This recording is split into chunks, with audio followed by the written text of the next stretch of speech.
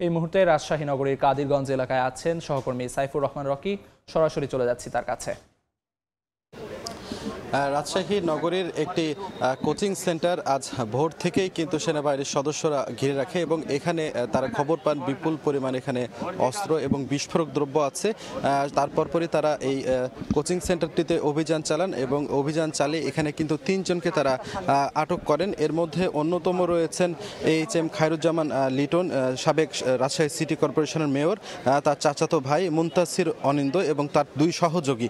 আমরা সেনাবাহিনীর যে সদস্যরা এখানে অভিযান পরিচালনা করছেন তাদের সঙ্গে কথা বলেছি। তারা যেটি বলছেন যে এখানে আসলে বেশ কিছু দেশীয় অস্ত্র পাওয়া গেছে, এখানে আসলে বেশ কিছু বিস্ফোরক দ্রব্য পাওয়া গেছে, যে কারণে এখনই সংবাদকর্মীদের সেখানে ঢোকানো সম্ভব হচ্ছে না। আর কিছুক্ষণের মধ্যেই বোম ডিসপোজাল টিম এখানে এসে উপস্থিত হবেন এবং এই বোম ডিসপোজাল টিম এসে বোমাগুলো নিষ্ক্রিয় করার পর আসলে গণমাধ্যম কর্মীরা এর ভেতরে আসলে প্রবেশ করতে পারবে।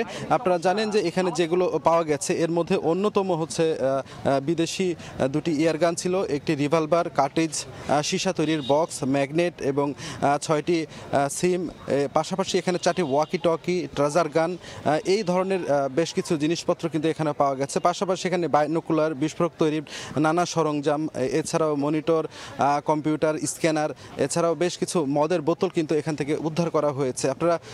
আপনাদের জানিয়ে রাখি যে এই অনিন্দ কিন্তু এর আগেও কিন্তু বেশ কয়েকবার কিন্তু আইনশৃঙ্খলা বাহিনীর কাছে গ্রেপ্তার হয়েছিল। তার মধ্যে অন্যতম যে 2টি মামলা ছিল, হলি অটিজনের যে জঙ্গি হামলা মামলা, সেই মামলায় তিনি গ্রেপ্তার হয়েছিলেন। পাশাপাশি রাজশাহী বিশ্ববিদ্যালয়ের ইংরেজি বিভাগের শিক্ষক রেজাউল করিম হত্যা যে ঘটনায়, সেই ঘটনায় কিন্তু এই অনিন্দকে কিন্তু গ্রেপ্তার করা হয়েছিল। আর কিছুক্ষণ পরই এই বোম ডিসপোজাল টিম এখানে এসে উপস্থিত হবেন এবং তারা সেটি বোমগুলো নিষ্ক্রিয় করবেন বলে আমাদেরকে জানিয়েছেন। তো এই ছিল আমার কাছে রাজশাহী থেকে সর্বশেষ।